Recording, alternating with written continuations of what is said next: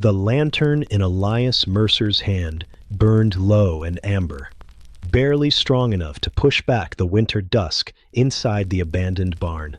Wind slips through the split siding in thin, whistling breaths.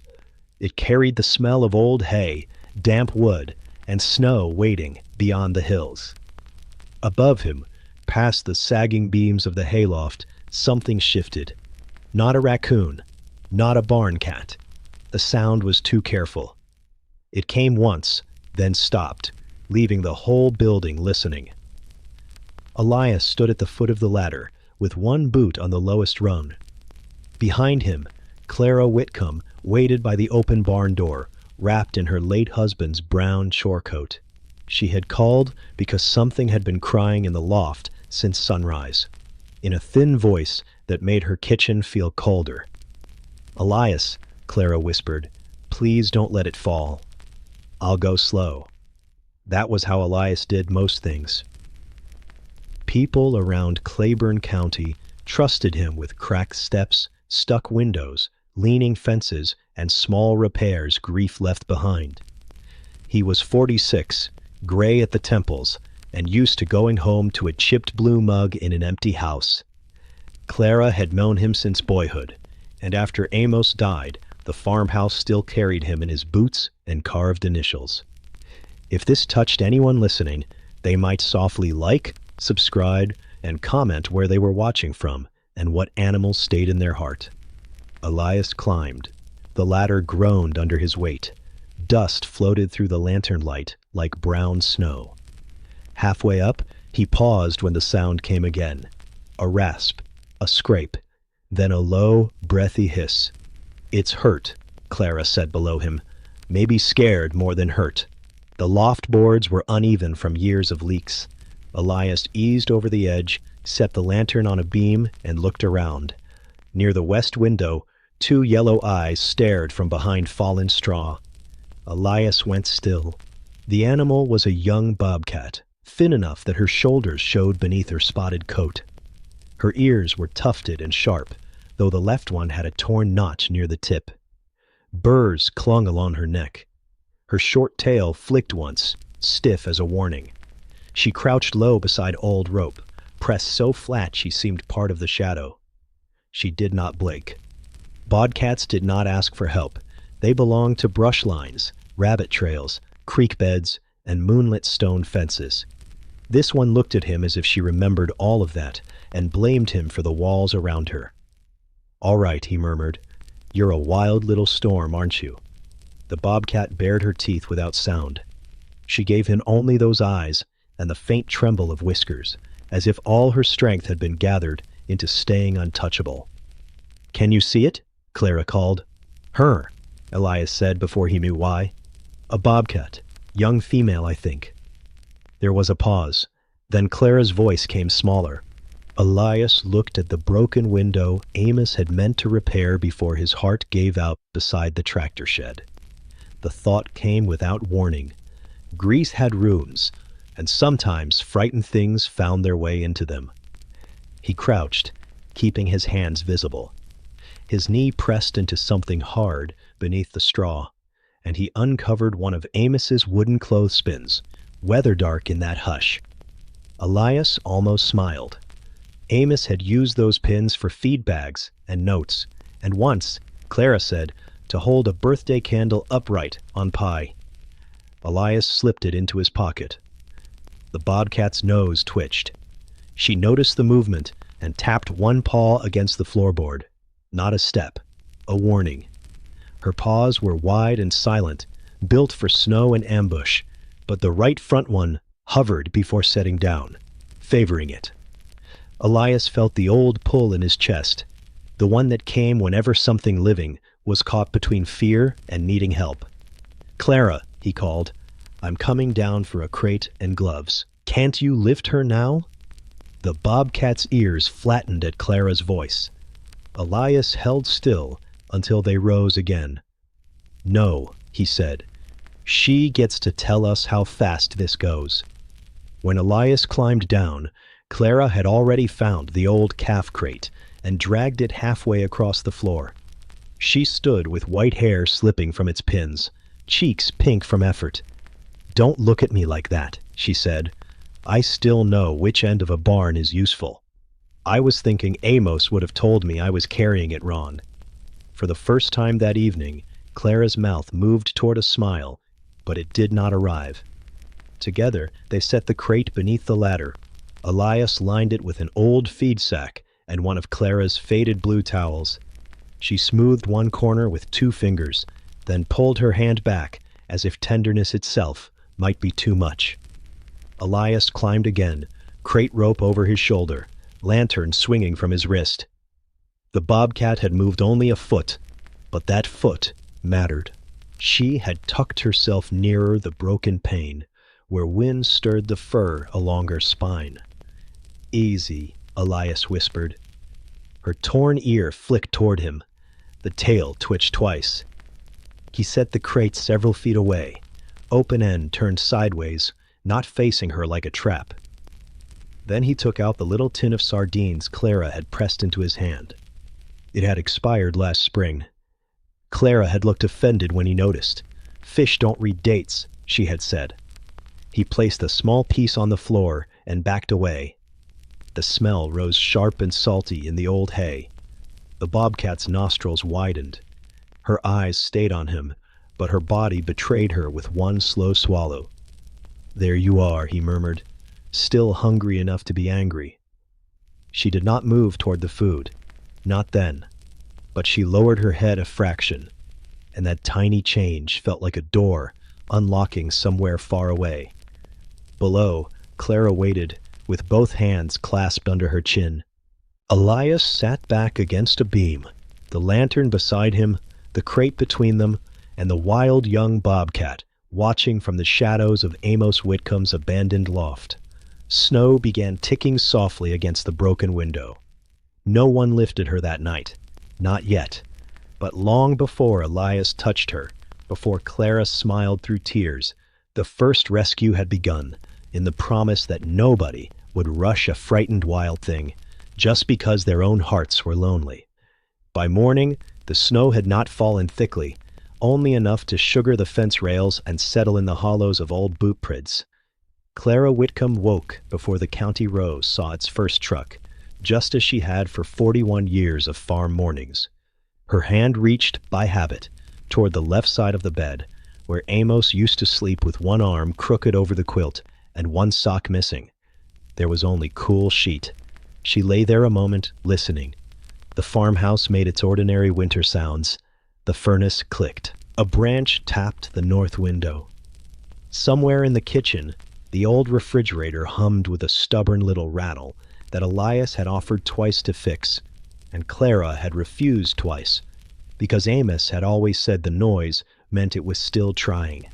Then from across the yard, faint and high above the silence, came the scrape of claws against barnwood. Clara sat up. The sound was not loud. It was not even desperate. It was only real, and real things had been scarce in that house since spring. She dressed slowly, pulling on wool socks, her denim skirt, and Amos's chore coat, which hung too wide from her shoulders, but still smelled faintly of dust, cedar shavings, and the peppermint candies he kept in the pocket. She found one there that morning, lint stuck to the wrapper, and held it in her palm like some tiny message he had forgotten to deliver.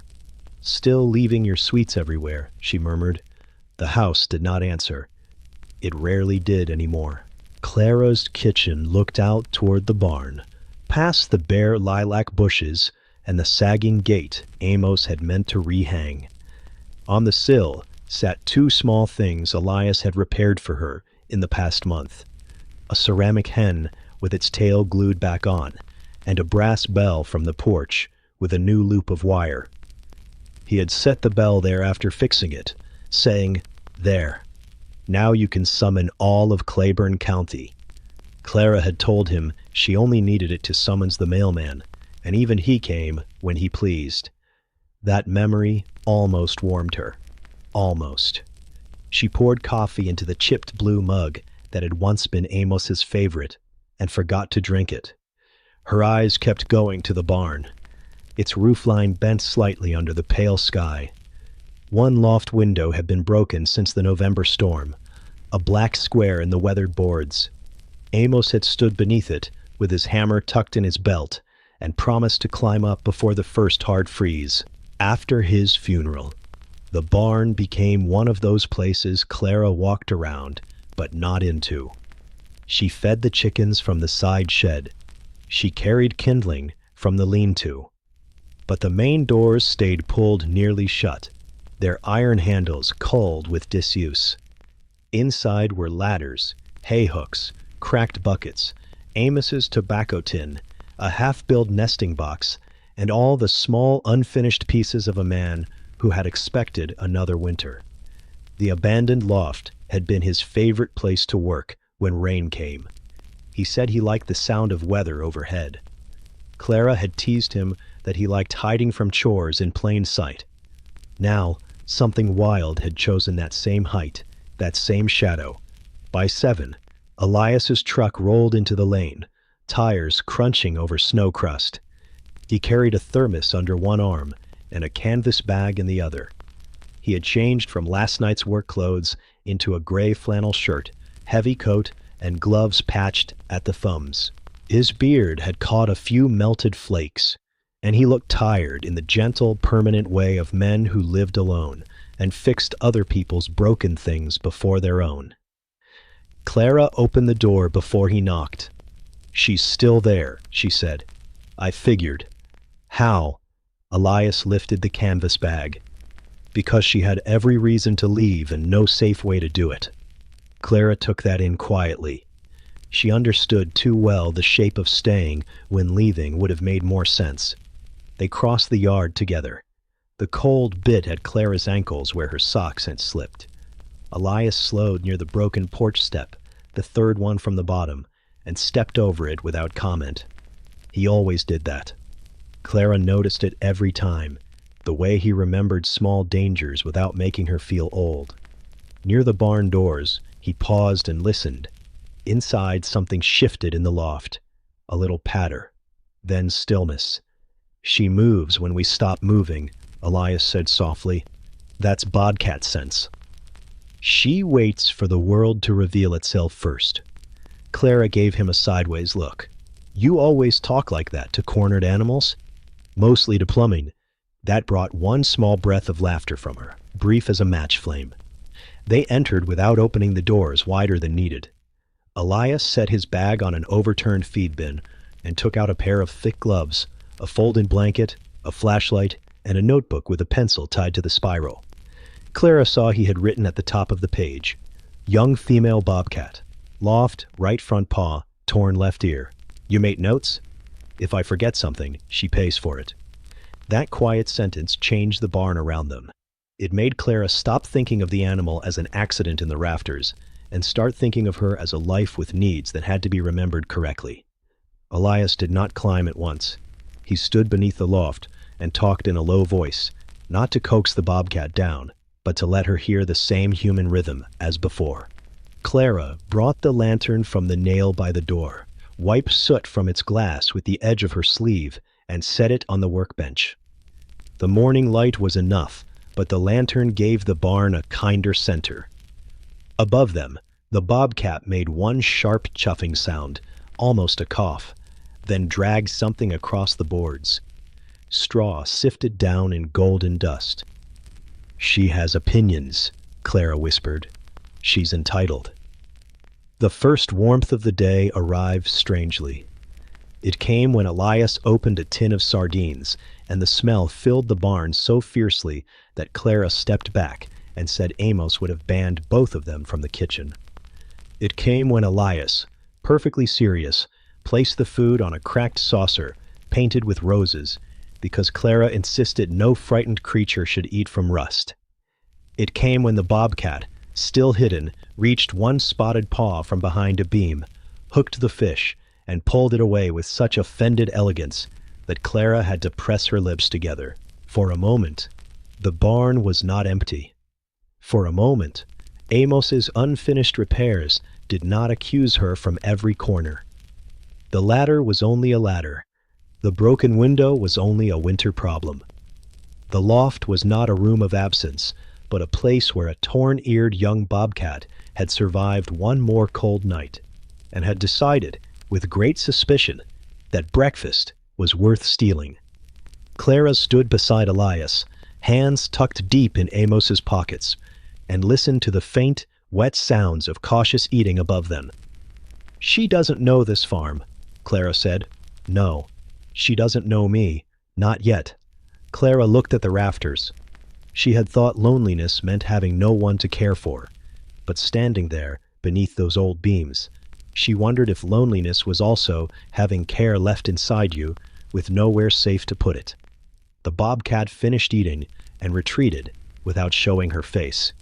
Only the torn ear appeared for 1 second at the edge of the straw, then vanished. Elias wrote something in his notebook. Clara did not ask what. She only reached into Amos's pocket, unwrapped the old peppermint, and set it on the workbench without eating it. Then she went to fetch another towel, because the morning had made one thing clear.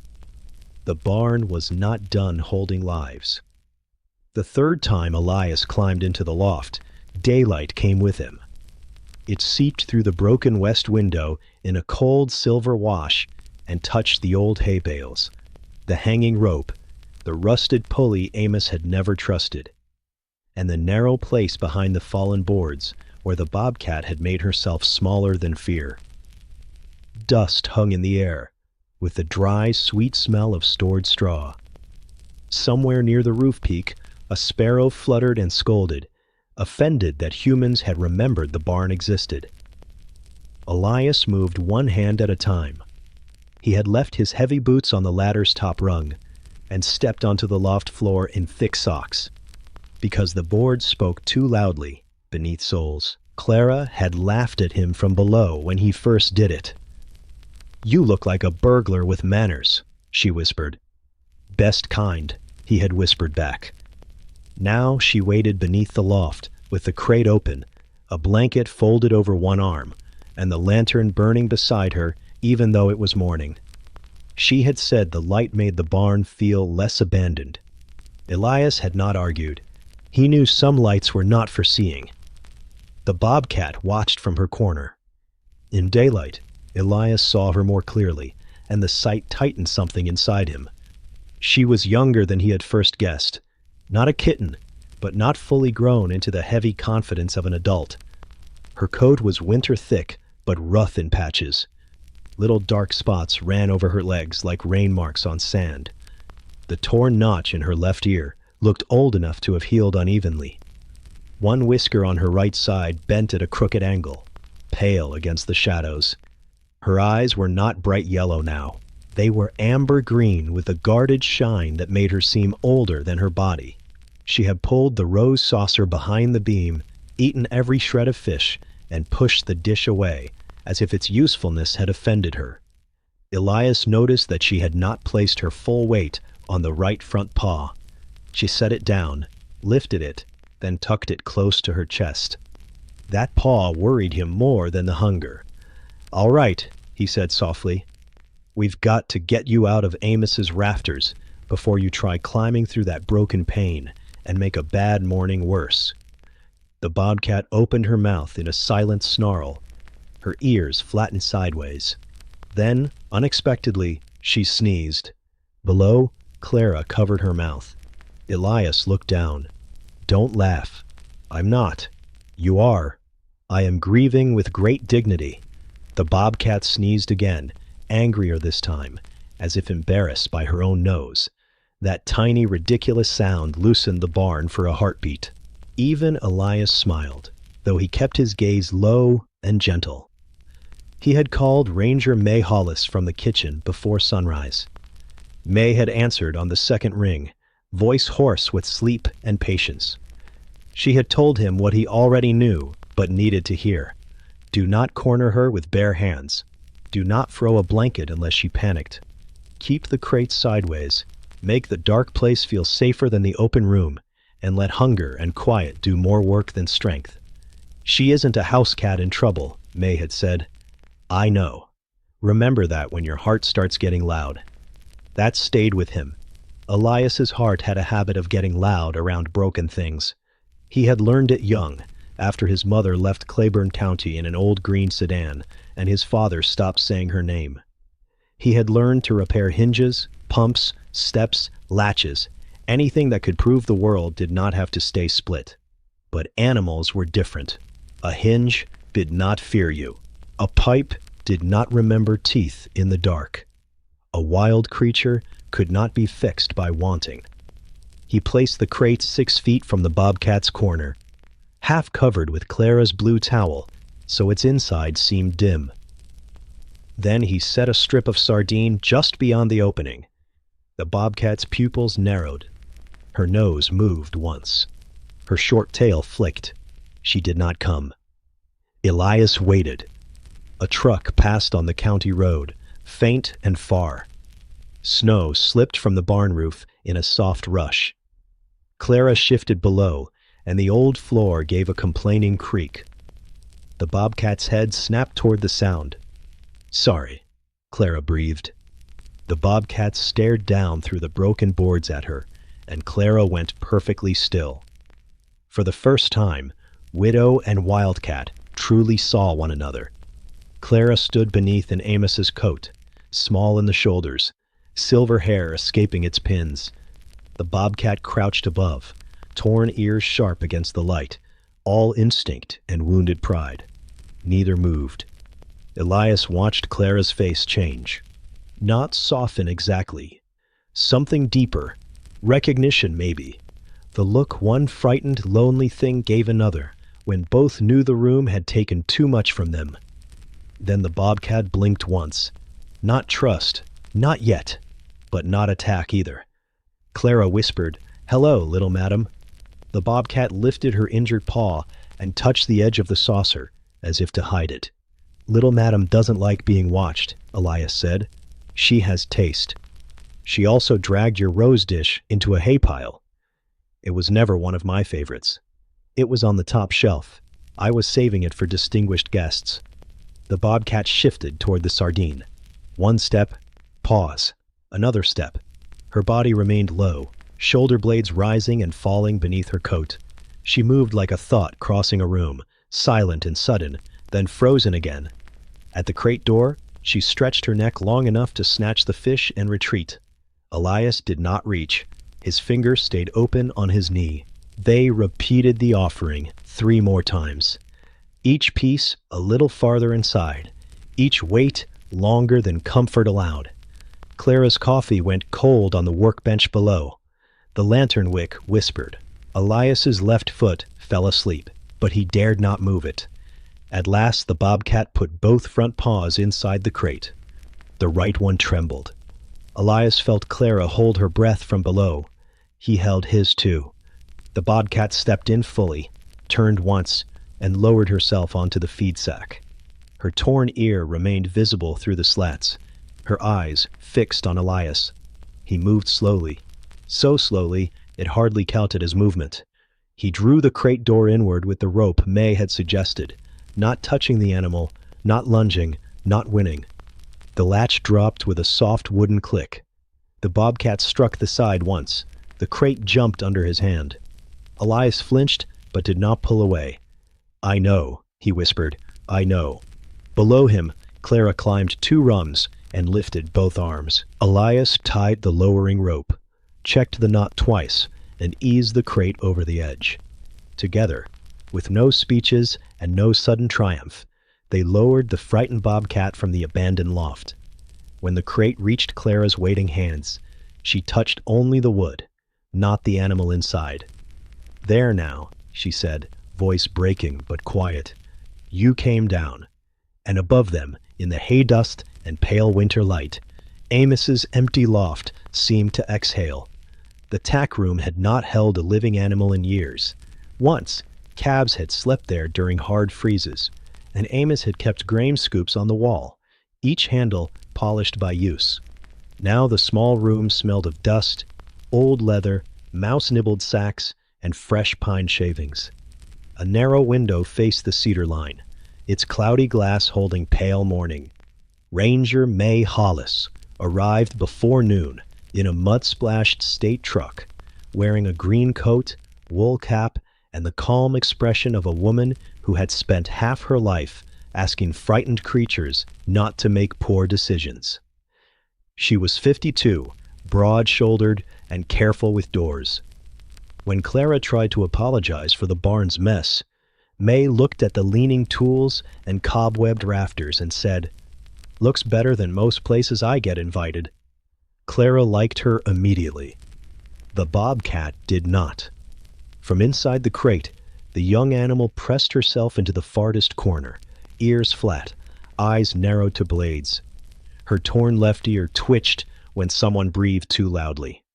When May crouched at a distance, the Bobcat opened her mouth and hissed without rising. It was a dry, paper-thin sound, but it filled the tack room. "She has plenty of spirit left," May said softly. "Is that good?" Clara asked. "It's honest." Elias stood by the door with his hands tucked beneath his arms, so he would not reach before he should. He had wanted May to take the Bobcat to the rehabilitation shed outside town, to put the problem safely into expert hands. But May examined the paw through the slats with a small light, watched the Bobcat's breathing, checked the weather, and looked toward the sky. "Roads are icing after sunset," she said. "She is stable enough to rest here tonight. Moving her twice may frighten her more. We make this room quiet, warm, and boring. Boring saves lives." Clara looked around the tack room. "I can do boring." Elias nearly smiled. Clara had never been boring, though grief had convinced her otherwise. May gave them rules. No sudden visits, no touching unless May directed it. Food at a measured distance. Water in a heavy crock. The crate door propped open only after the outer room was secure. Speak low. Let the Bobcat decide whether the corner, the crate, or the blanket-covered box felt safest. 3 feet, May said, placing a bowl on the floor away from the crate. "That is our first promise. We keep at least 3 feet from wherever she chooses to be, unless care requires more. Distance is not neglect. For a wild animal, distance can feel like mercy." Clara folded those words away as if they had been written for her too. They opened the crate just before dusk. Elias pulled the latch with a loop of rope while May stood ready. Clara waited outside the tack room, one hand on the doorframe. The Bobcat did not bolt. She stared at the opening as if it were a trick. Then she lifted her injured paw, set it down lightly, and crept out so low her belly brushed the shavings. Her first act of freedom was to ignore the soft bed May had arranged and climb behind an upside-down washtub. Only her eyes showed. "Well," Clara whispered, "she has chosen luxury." "She has chosen a wall on 3 sides," May said. "Luxury to her." The Bobcat stayed there while the humans pretended not to watch. Elias placed the food bowl exactly where May pointed. Clara insisted on using a plain brown bowl instead of the red one from the shelf, because when Elias held up the red bowl, the Bobcat thumped her tail once with clear contempt. "She dislikes it," Clara said. "She dislikes everything," Elias murmured. "Not equally." That became the first small law of the Bobcat, though she did not have the name yet. No red bowls, no quick footsteps, no standing over her. If someone shifted too fast, she gave one hard stare and tucked her bent whisker against her cheek, as if collecting her dignity. The lantern was left low on the floor, outside the tack room. Its flame turned down to a honey-colored bead. May said darkness should belong mostly to the Bobcat, but the faint light would help the humans move without surprise. Clara set the lantern on an overturned crate and placed Amos's old peppermint wrapper beneath it, so the metal would not scrape the floor. Elias noticed, but said nothing. They took turns sitting in the main barn, not inside the tack room, just near enough for the Bobcat to learn the shape of their presence. Elias sat first, mending the loose latch with slow movements. Every time the screwdriver clicked, He paused until the bobcat's breathing settled. Clara sat after him with her knitting, though she knit only 3 crooked rows, and undid 2. May came and went, making notes, approving Clara's brown bowl with solemn importance. Warmth gathered in odd little places. It gathered when the bobcat hooked one shaving with a single claw and dragged it under the tub, as if decorating. It gathered when Clara whispered that Amos had hidden from church visitors with less elegance. It gathered when Elias sneezed into his elbow, and the bobcat answered with such an offended glare that even May turned toward the wall. By night, the bowl was empty. No one saw her eat. That pleased May. Trust sometimes looks like not being witnessed, she said. Later, when the yard had gone blue with cold and Clara's kitchen window glowed across the snow, Elias stayed alone for one final check. He did not enter the tack room. He crouched outside, 3 feet from the threshold, hands still, voice barely more than breath. "You don't owe us anything," he said. Behind the washtub, the bobcat shifted. One spotted paw appeared in the shavings, then withdrew. Her torn ear lifted in the lantern dimness. For a moment, Elias felt the ache of wanting to be useful without being needed too much. He had lived that way with neighbors, with Clara, with every broken gate in Claiborne County. But the little wild shadow behind the tub would not accept usefulness unless it came wrapped in restraint. So Elias backed away. The lantern stayed low. The brown bowl stayed 3 feet from the hiding place. Clara's blue towel lay untouched beside the crate. And in the old tack room, under a washtub that had once watered calves, the bobcat survived another night because no one mistook fear for ingratitude. The next morning came clear and bitter, with sunlight lying thin across the snow as if it did not have enough warmth to sink in. The barn roof glittered at the edges. Icicles hung from the eaves like glass teeth, and every step Elias took across the yard made the frozen ground answer with a small, hollow crunch. Clara was already in the barn when he arrived. She stood beside the workbench, with her hands wrapped around a mug of coffee she had not drunk. The lantern had burned through most of its oil in the night, but she had cleaned the glass and set it aside as carefully as if it were something precious. In the tack room, the brown bowl sat empty again, pushed 2 inches from where Elias had left it. "She ate," Clara whispered. "Good." She also turned the bowl upside down after. Opinion noted, and she scratched at the red one on the shelf. Elias glanced at the high shelf near the door. The red bowl had been shoved backward until it leaned against a coil of baling twine. "That feels personal," he said. Clara's mouth twitched. "I told you." They did not step inside at once. May had instructed them to make every visit predictable, and Elias had taken that seriously. He tapped twice on the tack room doorframe with one knuckle, waited, then set his boot just inside the outer line of shavings. Clara remained behind him, close enough to see, far enough to keep the room from feeling crowded. The bobcat was not behind the washtub. For one tight second, Elias felt his chest seize. Then he saw her. She had moved into the crate during the night, but not all the way. Her back half lay in the shadowed crate. Her front paws rested outside on the shavings, and her chin hovered above them like she could spring away if dignity required. The torn left ear faced the room. Her crooked pale whisker caught the light. She looked tired. Not defeated. Never that. But tired in the way wild things became when their body finally admitted it had borrowed too much strength from fear. Elias crouched at the line May had marked with a strip of twine. 3 feet. The first promise. He set down fresh water in the heavy crock and a small portion of food in the brown bowl. The bobcat's eyes followed the bowl, then his hand, then his face. He lowered his gaze to her paws. "Morning, little storm," he said. The bobcat did not hiss. That alone filled the room. Clara noticed it too. Her fingers tightened around the mug. She did not speak, but the silence around her changed shape. Elias moved slowly to the bench just outside the tack room and sat with his back half turned, as May had taught him. Predators did not like a direct stare. Wounded creatures liked it even less.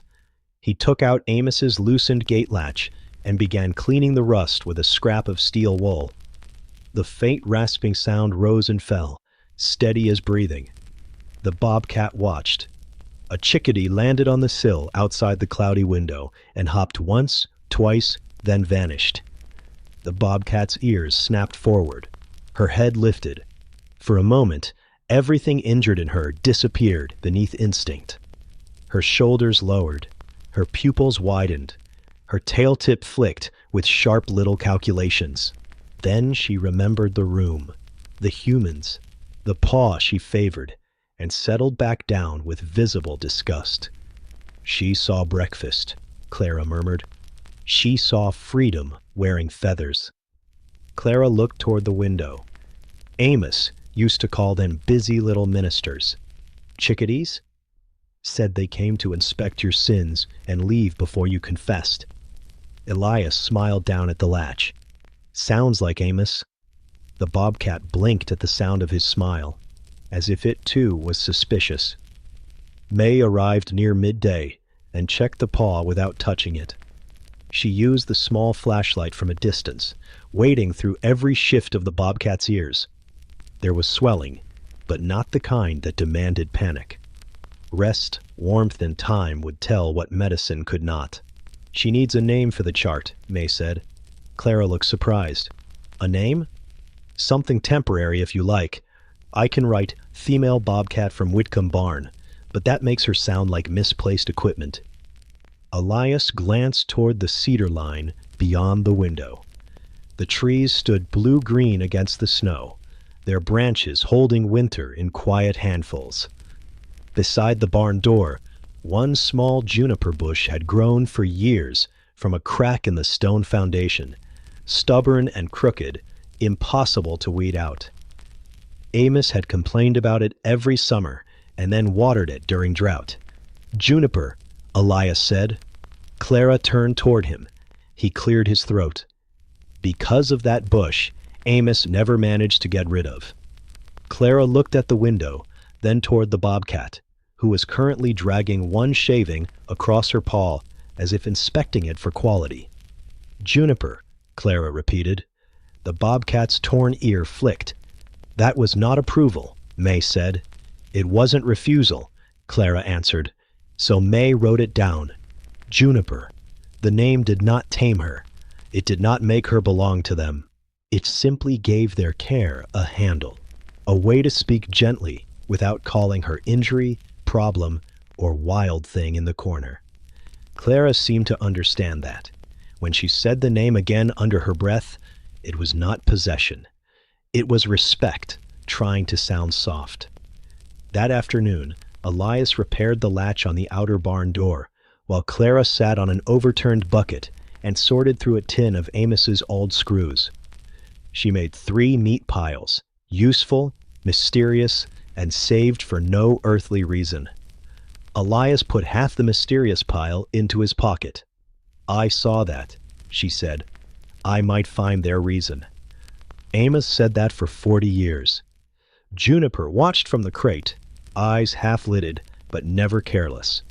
Once, when a screw rolled off the bench and landed near the tack room door, she stretched one paw toward it, touched it with a single claw, and drew it back as if claiming evidence.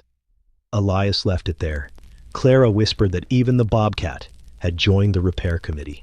A little later, Clara brought a folded towel, not the blue one, but a faded yellow kitchen towel with sunflowers. She placed it 3 feet from the crate, then backed away.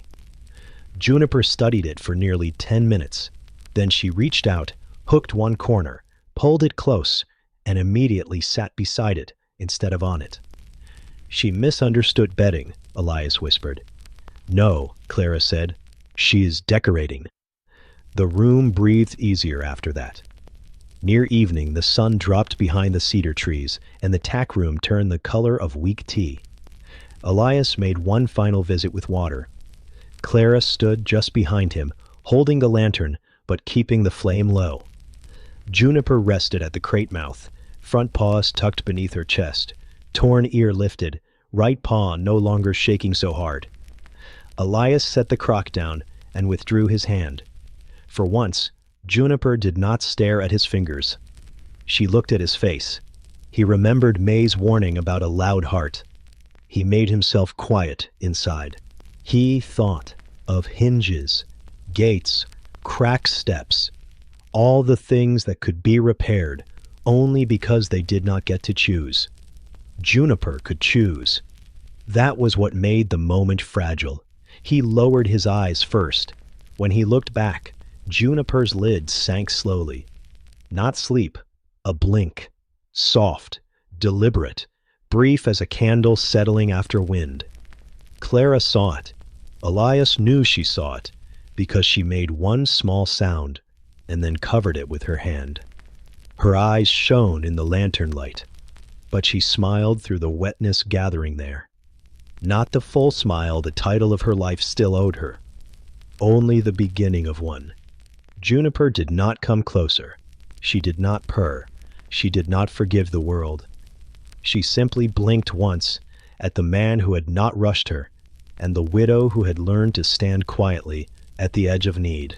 And in that small closing and opening of wild amber-green eyes, the old barn felt less like a place where endings had gathered, and more like a room where something, very carefully, had decided to remain. By the sixth morning, the farm had begun to arrange itself around Juniper without anyone saying it had. The sun rose pale behind the cedar line, turning the snow in the yard a soft blue before it brightened to white. Milk pails hung from their pegs by the side shed. When the wind touched them, the pails gave a hollow clink, like a little bell remembering work. Elias arrived just after that sound. He came with a thermos tucked under one arm, his notebook in his coat pocket, and a paper sack of biscuits Clara pretended not to expect. He always stepped over the broken porch step, always tapped twice on the barn frame before entering, and always paused long enough for the stillness inside to accept him. Clara had already been out. Her boot prints led from the kitchen door to the barn, uneven in the crusted snow. She had set fresh water in the tack room, not too close to the crate, and had left the brown bowl 3 feet from Juniper's chosen corner. She no longer used the rose saucer. After 2 days, Juniper had shoved it beneath the washtub and left it there like a dismissed guest. She has standards, Clara had said. She has a filing system, Elias had answered. Now Juniper rested near the crate mouth, half-shadowed by the blue towel draped over one side. The swelling in her right paw had gone down, though she still placed it carefully, as if the floor might remember hurting her. Her torn left ear stood sharp. Her crooked whisker gave her face a questioning, stern look. She watched Elias enter, but she did not retreat. That was how progress came to the Whitcomb barn. It came in inches, in fewer hisses, in the way Juniper let the sound of Clara's knitting needles continue without flattening her ears. Elias sat on the old milking stool just outside the tack room and opened his notebook. "Water taken," he murmured. "Food eaten. Red bowl still banished." From behind him, Clara said, "Write that she has good judgment. I'm trying to keep this scientific. You named her after a bush, a notable bush." Clara lowered herself onto an overturned grain bin and set a folded cloth across her lap. She had taken to mending Amos's work shirts in the barn during Juniper's quiet hour. The shirts were too large for her, too empty for anyone else, yet she repaired the cuffs as if usefulness might return to them if she kept faith with the needle. Juniper noticed thread. At first, she only watched the gray strand swing from Clara's hand. Then one paw slid forward, silent over the shavings. Her claws remained hidden, but her pads flexed. She extended the paw toward the air, caught nothing, withdrew, and looked away so quickly that Elias had to hide a smile. "She meant to do that," Clara whispered. "Practicing restraint. Elias said. Juniper's eyes narrowed at the unfairness of Thread being allowed to move freely in front of her. She tucked her injured paw beneath her chest and pretended sleep. The days settled into this careful pattern. Elias repaired the north gate, then the feed room shelf, then the loose shutter by the kitchen that had banged all through December. Clara cooked too much because she had forgotten how to cook for one without feeling accused by the leftovers. She sent biscuits home with Elias, wrapped in wax paper, and he returned the paper folded neatly in his pocket. May came every other afternoon. She checked Juniper from a distance, asked about appetite, watched the paw, and reminded them that comfort was not the same as domestication. Juniper listened to May's voice with wary respect. When May arrived once in a red scarf, Juniper vanished behind the wash tub until the scarf was removed. "I stand corrected," May said. "No red anything." Warmth kept arriving in small, almost foolish packages. One morning, Juniper reached through the tack room doorway and dragged Elias's pencil under the crate, leaving him to finish his notes with Clara's eyebrow pencil, which made every observation look unnecessarily dramatic. Another day, Clara found a perfect little paw print in dust near the feed bin and decided not to sweep it, saying the barn had signed for the delivery. When Elias's old truck backfired near the lane, Juniper puffed up to twice her size, while Clara's elderly rooster, Winston, answered from the shed. For the first time in months, Clara complained about too much noise. Then she smiled because she had complained. Elias saw it and looked away, giving her the dignity of not being observed too closely. He understood that happiness could feel disloyal after loss. The first laugh after grief did not come easily. It arrived carrying guilt in both hands, asking permission to sit down. Clara had not granted full permission yet, but she had begun leaving the kitchen light on again before dawn. She had begun warming 2 mugs, though Elias drank only 1. She had begun talking to Amos in the barn instead of only at the cemetery, usually about practical matters. "You would have liked her," she said one afternoon while sorting screws. "Not near your chickens, but otherwise." Juniper, hearing her name spoken in that almost voice, lifted her head. Clara did not reach toward her. She only held still, needle paused above blue cotton. Juniper sniffed the air. Then she rose, crossed the shavings with careful steps, and stopped just inside the tackroom doorway. 3 feet remained between her and Clara. Exactly 3 feet, as if she understood the rule and had chosen to meet it from her side. Her short tail flicked once. Her torn ear turned toward the barn door, then back. She lowered her head and touched her nose to the edge of the yellow sunflower towel she had refused to sit on all week. Clara's eyes softened. "Well," she whispered, "you're a slow decorator." Juniper picked up one corner of the towel in her teeth, dragged it 6 inches, dropped it, and walked back into the crate with the grave satisfaction of someone who had improved the room. Elias wrote nothing down. Some things lost their truth when made into records too quickly. Outside, the milk pails clinked again in the wind. Inside, the lantern waited unlit for evening, the brown bowl sat clean, and the old barn, which had spent a year holding only dust and unfinished work, now held a rhythm.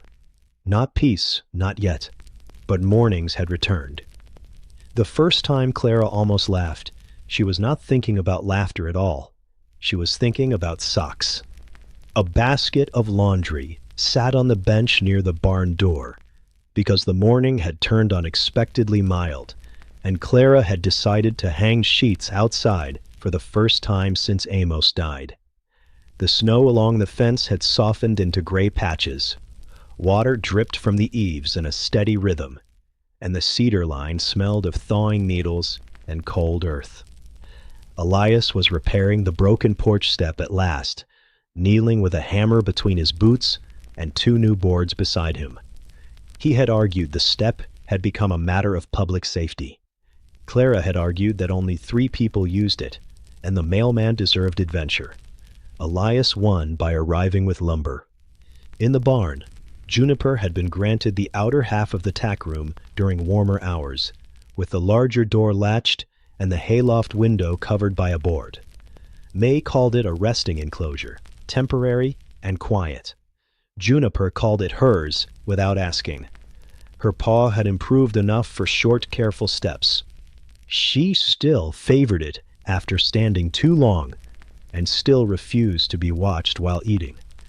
But she had begun exploring in brief bursts, nose low, whiskers forward, slipping from crate to workbench shadow. She sniffed everything. She distrusted the broom. She approved of the grain bin only after sitting on its lid for 9 minutes. That morning, Clara had left the laundry basket too close to the tackroom doorway. Juniper noticed. Elias had just lifted the old porch board when Clara heard the sound, a soft drag, then a faint bump, then another drag. She turned from the clothesline and saw a gray wool sock moving by itself across the barn floor. Not quickly, not proudly, secretively. Juniper had one end between her teeth and was backing toward the tackroom with the solemn focus of a thief stealing crown jewels. Her torn left ear stood straight. Her crooked whisker pointed forward. The sock's mate remained untouched in the basket, apparently unworthy. Juniper, Clara said. The Bobcat froze. The sock stayed in her mouth. Elias looked through the open barn doors, saw the scene, and leaned on his hammer. "Is that evidence?" he asked. Clara should have scolded. She should have worried about wild habits, dirty laundry, sharp teeth, and all the boundaries May had drawn so carefully. Instead, something light rose in her chest, unfamiliar and almost frightening. Juniper took one slow step backward. "Only one?" Clara asked her. "You don't want the pair?" Juniper's eyes narrowed, as if insulted by the suggestion of symmetry. Then she vanished behind the washtub, dragging the sock after her. The laugh that reached Clara's throat startled her. She pressed a hand to her mouth, but it escaped anyway. Not loud, not whole, but bright enough to make Elias simply look at her. Clara turned toward the clothesline, blinking hard. "Amos used to lose one sock every wash," she said. Blamed the machine. Maybe he was covering for wildlife. He would have liked that excuse. The almost laugh stayed in the barn all day. It rested beside the lantern, which no longer had to burn every hour, but still sat polished on its crate. It followed Clara when she brought in cornbread, wrapped in a towel, and complained that Elias ate the corner pieces like a man raised in a barn. It hovered near Juniper when the Bobcat emerged later with the stolen sock draped over one paw, shook it once, and abandoned it beside the brown bowl, as if returning an unsatisfactory purchase.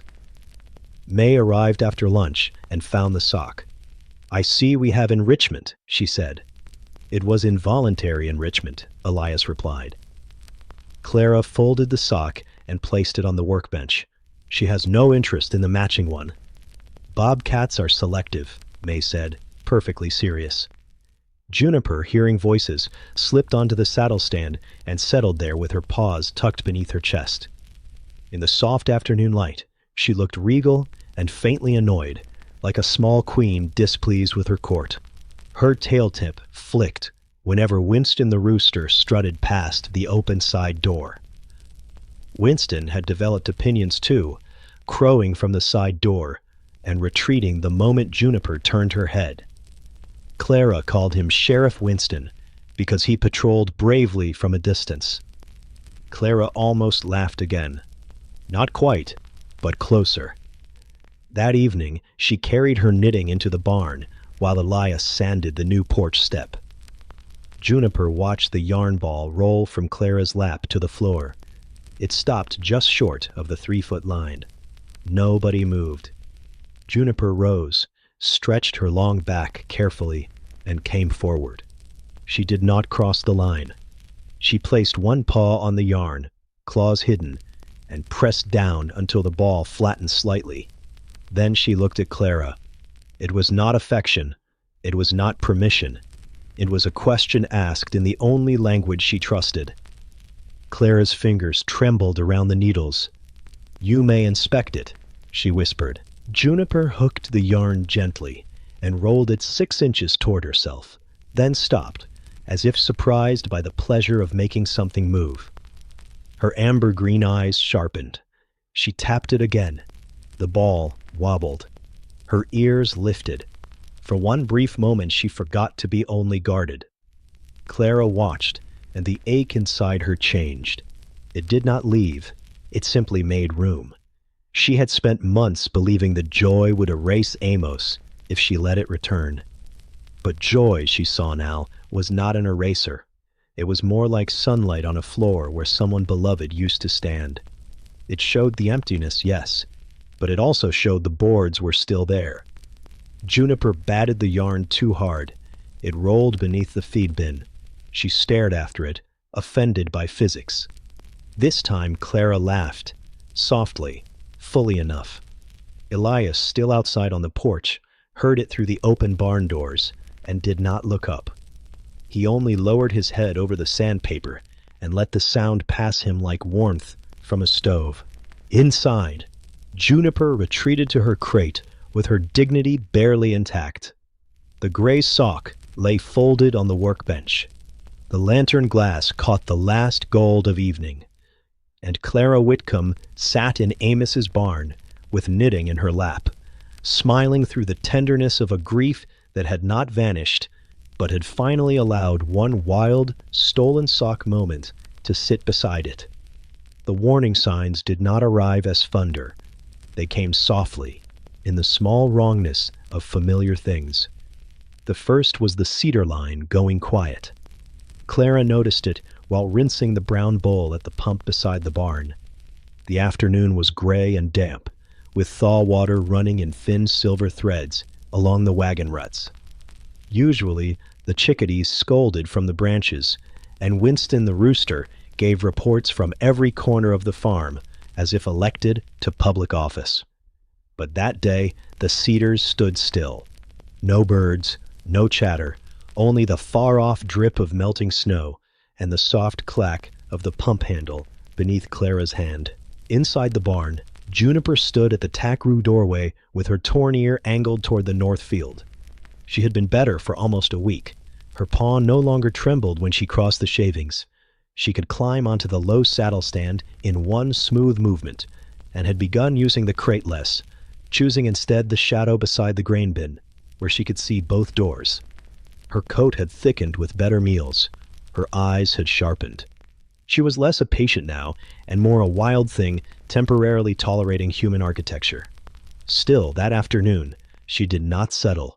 She paced, not restlessly like a bored house pet, but silently, deliberately, tracing the same line from tack room to feed bin to barn door, then back again.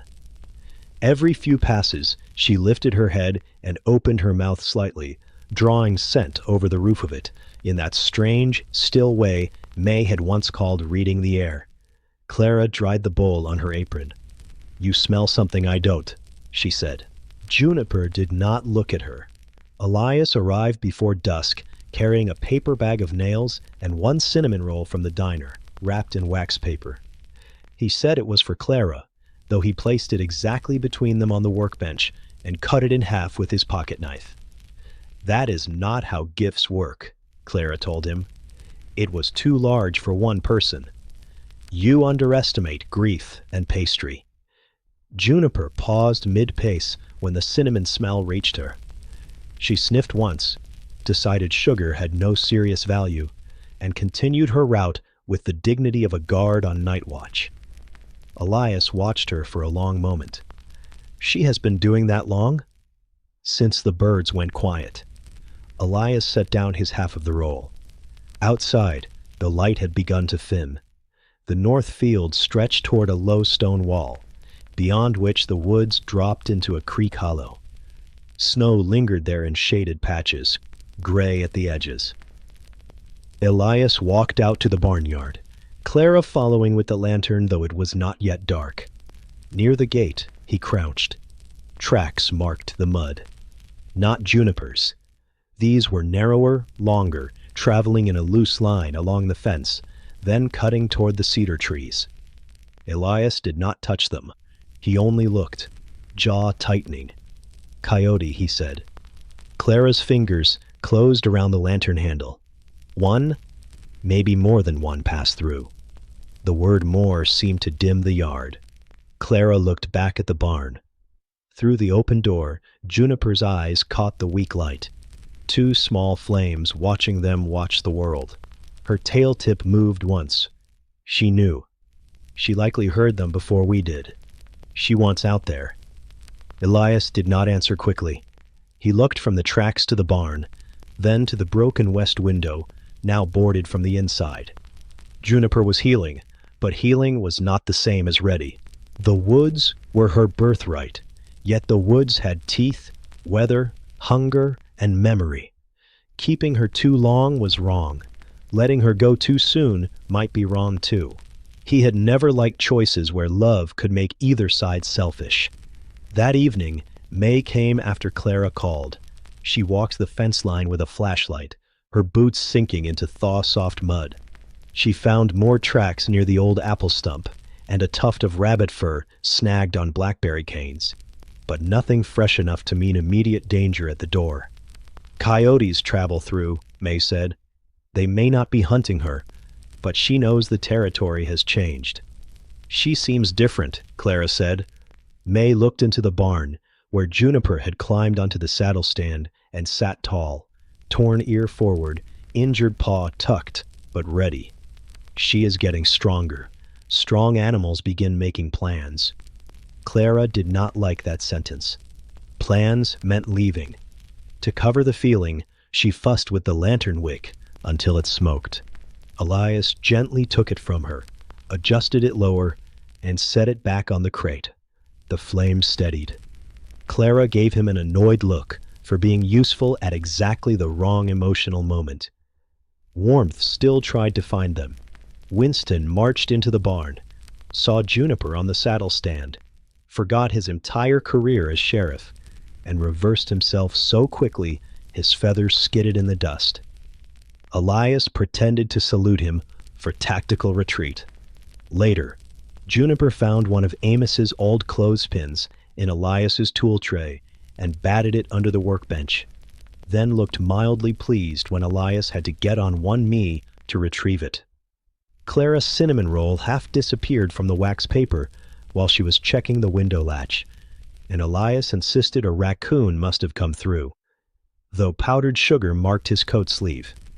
Clara smiled at that, but the smile faded sooner than usual. When full dark settled, the first coyote call rose from beyond the creek hollow. It was not close, but distance did not make it gentle. The sound slid over the field, thin and wild, then broke into another voice and another. Clara stood still beside the workbench. Elias, near the barn door, turned slowly toward the sound. Juniper froze. Every part of her changed at once. Her ears pointed forward, her body lowered, her whiskers spread. She stepped down from the saddle stand and moved toward the barn door, not limping now, not hesitant. The old wild map inside her had opened. "Juniper," Clara whispered, though she knew the name was for herself more than for the Bobcat. Juniper stopped at the threshold of the tack room. She did not cross into the yard.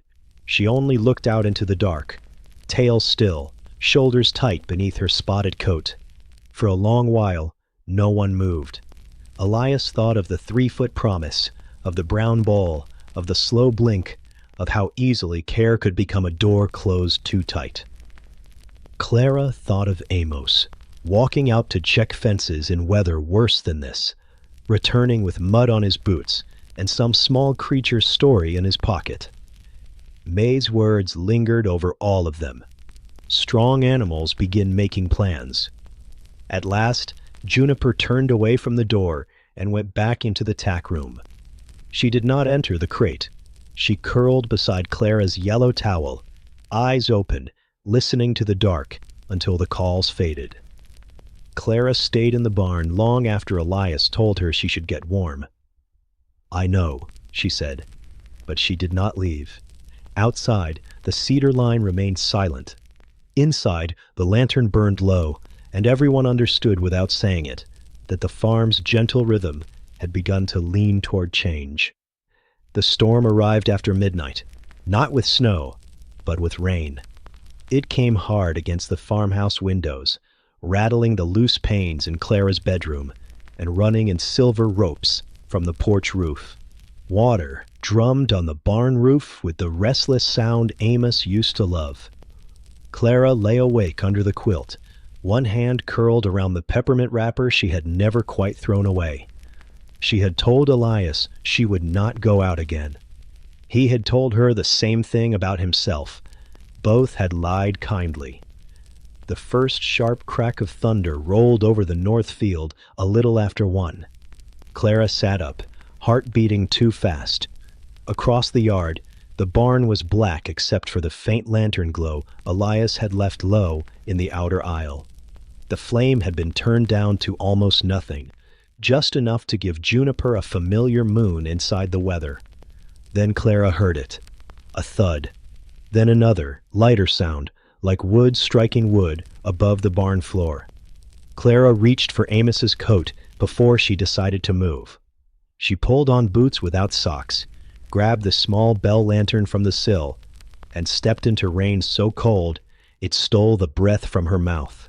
Halfway across the yard, a shape moved near the truck shed.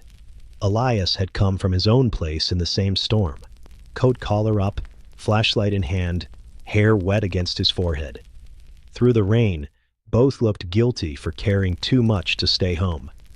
"You heard it?" he called. Clara nodded. They reached the barn together. Winston, sleeping in the side shed, gave one indignant squawk at the flashlight beam and retreated behind a sack of feed with all the courage of a feather duster. Under any other sky, Clara might have smiled. Not then. Inside, the barn smelled of wet timber, cold iron, and frightened animal. The lantern still burned on the crate, but its flame leaned and shivered. The tack room door stood open exactly as they had left it. The brown bowl was overturned, not with Juniper's usual tidy contempt, but hard against the wall.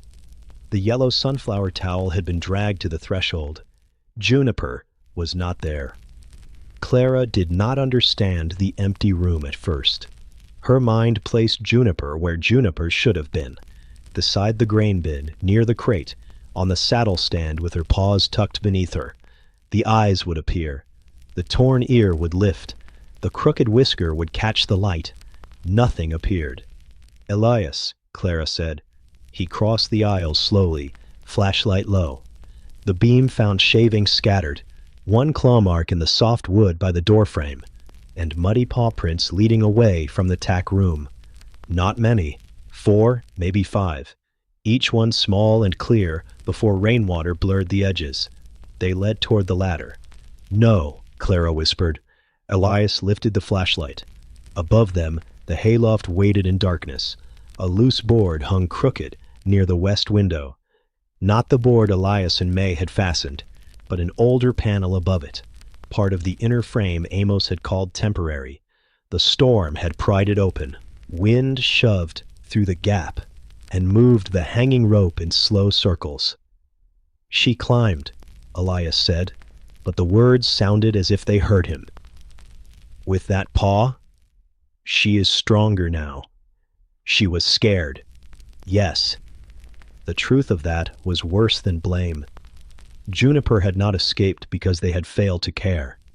She had fled because thunder, coyote scent, rain, and the old wild command inside her had all risen at once, louder than the barn's careful kindness. Elias climbed the ladder with wet hands. Clara held the lantern below, its light jumping across the beams. When he reached the loft, wind struck him full in the face. Rain blew through the open panel, speckling the straw. He found where Juniper had landed, a spray of hay, one shallow scrape, a bit of gray wool from the stolen sock snagged on a splinter. Then the prince crossed to the window gap, small, determined, uncertain at the edge. Beyond the gap was the sloped shed roof, slick with rain. Then the low apple tree, then the yard leading toward the north field. Elias closed his eyes for 1 second. He saw her in his mind, torn ear flattened, body low, every muscle choosing the storm. Not tame, never tame, not ungrateful, only wild and afraid. Below him, Clara's voice came thin. "Is there blood?" "No," Elias said quickly, because there was not. "No, I don't see that." He did not say what else he saw. The blue towel. It lay near the window, folded once over itself, the way Clara always folded it when she tried to make the tack room gentle. Elias picked it up. It was damp at one corner, marked with a muddy paw. When he carried it down, Clara took it from him with both hands. For a moment, she did not cry. She only pressed the towel to her coat and looked into the empty tack room. The storm filled the silence. Elias wanted to say they would find her by morning. He wanted to promise the tracks would hold, that the coyotes had moved on, that Juniper would remember the brown bowl, the lantern, and the woman who had learned not to reach. But a promise could become a cruelty when the night was bigger than any human hand. So he said only, "We'll look as soon as there's enough light." Clara nodded. Then, because grief and habit were strange companions, she stepped into the tack room and set the overturned brown bowl upright. She smoothed the yellow towel with trembling fingers. She picked up Elias's stolen pencil from beneath the crate and placed it on the workbench, as if Juniper might come back. At the doorway she paused. "She came down once," Clara whispered. Elias knew what she meant. From the loft, from fear, from the high, unreachable place grief had chosen for her. "Yes," he said. Clara looked toward the dark rafters, rain shining on her cheeks now, though not all of it was weather. Outside, thunder moved away over the fields. Inside, the abandoned loft had become empty for a second time, and the farm that had just begun to breathe held itself still around the shape of a wild young bobcat who had vanished into the storm. Dawn did not so much arrive as loosen the dark. The rain had stopped, but the farm remained soaked and colorless. Every fence rail shining, every puddle holding a piece of gray sky. Mist lay low along the north field. The cedar line stood black against it, and the creek hollow breathed a cold fog that smelled of mud, wet leaves, and winter roots. Elias came out of the barn with Juniper's blue towel tucked beneath his arm. Clara waited at the gate in Amos's coat, her hair pinned badly, her boots muddy to the ankles. She had not slept. Neither had Elias. They had spent the last hours in separate houses, watching windows, each pretending there was comfort in waiting for light. May's truck came before sunrise. She stepped out with a thermos, a tracking stick, and tired patience. "No calling her," May said quietly. "Not unless we see her cornered or hurt. Her name may draw her, but it may also draw everything else." Clara nodded, though her mouth tightened at the thought of not saying Juniper into the morning. They began at the apple tree. The tracks were faint beneath the rain, but not gone. Juniper had crossed from the shed roof to a low branch, then down the trunk. At the base, one small print showed in the mud, wide and round, placed with care. "She landed well enough," May said. Clara closed her eyes for half a breath. Elias did not touch the print. He crouched beside it, seeing the careful creature who had tapped yarn, stolen one sock, and refused every red bowl as if color itself could be judged. From there, the prince moved toward the north field. May led, Elias followed with rope and blanket, and Clara came last, carrying the lantern though the day had opened. She did not light it. She only held it, as if some part of the barn's promise had to come with them. The field was soft from thaw and rain. Their boots sank. At the stone wall, Elias found a smear of mud on the top rock, and a single tuft of spotted fur caught beneath blackberry thorns. Clara reached toward it. May touched her sleeve. "Leave it. I only wanted—" "I know." The kindness in May's voice nearly undid her. Beyond the wall, the land dropped toward the creek hollow. Juniper's tracks grew harder to follow where pine needles covered the ground. May pointed to what Clara would never have seen: a bent fern, a damp mark on a fallen log, one place where moss had been pressed flat by a paw favoring one side. Bobcats could pass through a world almost without asking it to remember them. She was moving low, May said. Likely scared, not running full. "Is that good?" Clara asked. It means she was thinking. The water ran high from the storm, brown and quick over flat stones. It filled the hollow and erased smaller noises. The prince vanished at the muddy edge and did not clearly appear across. "She may have walked along the bank," Elias said. "She may have crossed on the log upstream," May answered. "She may have turned back," Clara whispered. No one corrected her. Hope was allowed to stand a little while if it did not block the search. They split carefully, always within sight.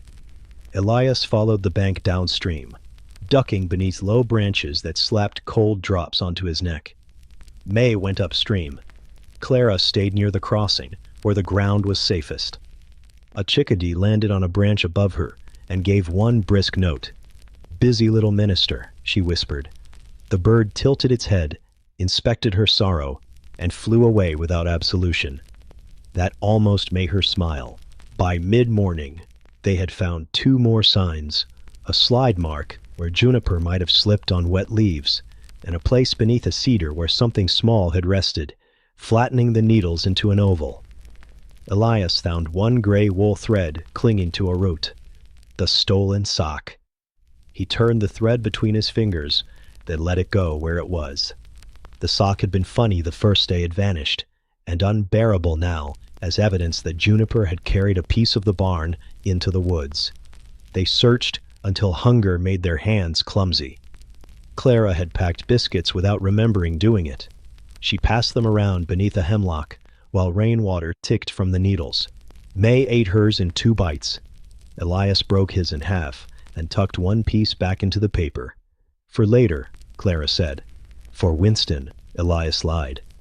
The lie was so gentle and poor that Clara gave him a look Amos would have admired. Warmth came strangely, even there. May poured coffee into the thermos cap and declared it strong enough to patch tires. Elias found a burr stuck to his hat, and Clara removed it with care. A field mouse darted from beneath a root, saw the humans, and turned around as if deciding they were bad company. Then the sky lowered again. By afternoon, the trail was gone. Rain began in a fine mist, then thickened. It blurred the mud, softened the prints, and turned every branch dark. May looked toward the deeper woods. "We stop before we become the next problem," she said. Clara's face changed. "No, she is hurt. She came from my barn." Elias stepped closer. "She also belongs to this land.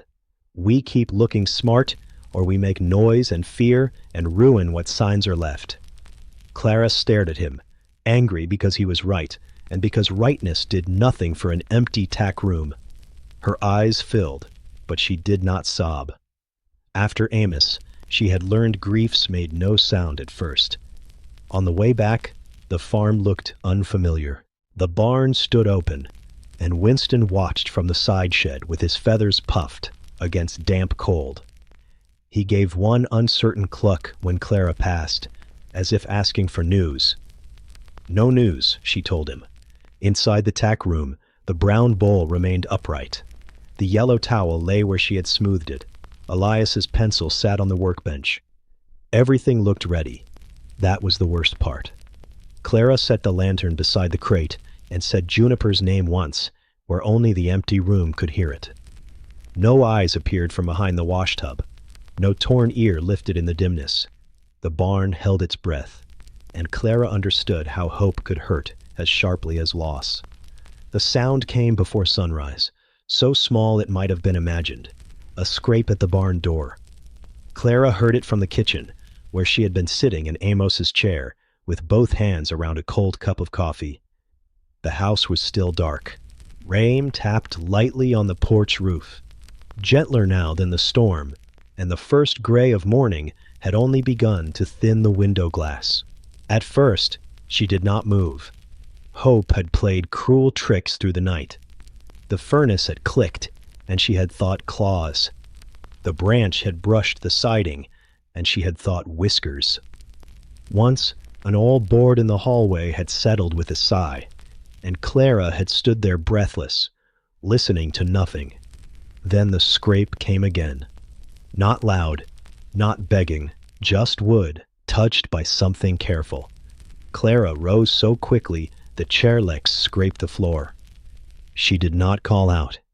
Some part of her remembered May's warning, even before her heart caught up. She took the lantern from the sill, though her hand shook so badly the handle clicked against the glass. Outside, the yard was silver with early mist. The mud had glazed over in places, and water dripped from the barn eaves in slow, patient beads. Winston made no sound from the side shed. Even he seemed to know the morning was holding its breath. Elias was already crossing from the lane. He must have been parked there, or close enough to hear what hope sounded like. His coat hung open, and his boots were unlaced at the top. He lifted one hand to Clara. Not a wave, only a plea for stillness. Together they approached the barn.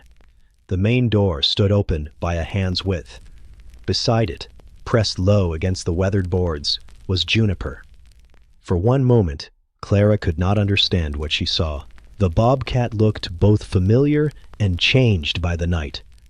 Her fur was darkened with rain along her spine. Mud clung to her legs. Her torn left ear stood ragged against the gray light, and the crooked, pale whisker curved from her cheek like a tiny thread of frost. She was thin with exhaustion, sides moving carefully, amber-green eyes half-lidded but alert. In her mouth, she carried the gray wool sock. Clara pressed both hands to her mouth. Elias stopped where he stood. Juniper did not come toward them. She stood at the barn threshold with the sock hanging damp between her teeth, looking past the humans into the dim aisle, toward the tack room, toward the brown bowl, toward the blue towel folded beside the crate. She had not forgotten.